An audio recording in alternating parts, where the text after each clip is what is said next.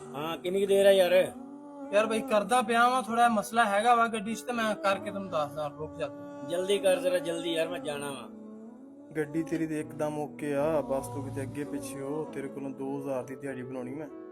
ਯਾਰ ਤੁਸੀਂ ਨਾ ਐਵੇਂ ਕਰੋ, ਮੈਨੂੰ ਇੱਕ ਪਾਣੀ ਦਾ ਗਲਾਸ ਲਿਆ ਕੇ ਦਿਓ, ਮੈਂ ਗੱਡੀ ਨੂੰ ਵੇਖਦਾ ਜਾ। ਪਾਣੀ ਵਾਲਾ ਛੱਡ ਯਾਰ, ਤੈਨੂੰ ਮੈਂ ਰਸਤੇ 'ਚ ਬੋਤਲ ਪਿਲਾਉਣਾ ਵਾ ਤੇ ਮਿੰਟ ਕਰ ਜਲਦੀ ਵਾਲੀ।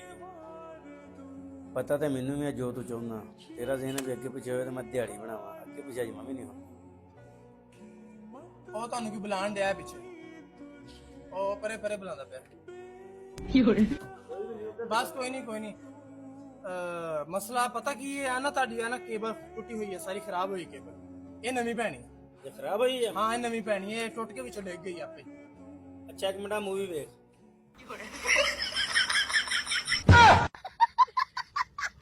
ਨਹੀਂ ਇਦਾਂ ਦਾ ਕੰਮ ਕਰਦੇ ਆ। ਚੱਲ ਜਿੱਥੋਂ ਕੱਢੀ ਉੱਥੇ ਲਾ।